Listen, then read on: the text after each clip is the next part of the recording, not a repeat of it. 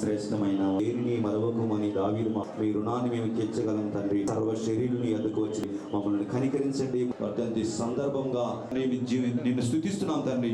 ఈ సమయంలో నాయన భూమి మీద ఆయన జీవించినటువంటి జీవితంలో వచ్చినటువంటి స్నేహితులను, శ్రేయభిలాషులను, అభిమానులను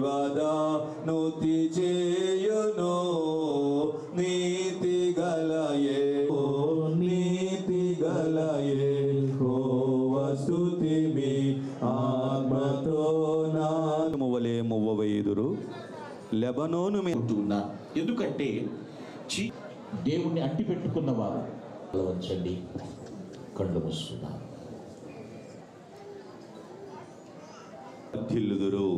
ఇది దేవుని వాక్యం. అంతమే ఉండదని తెలియచేశారు తండ్రి. స్తోత్రములు.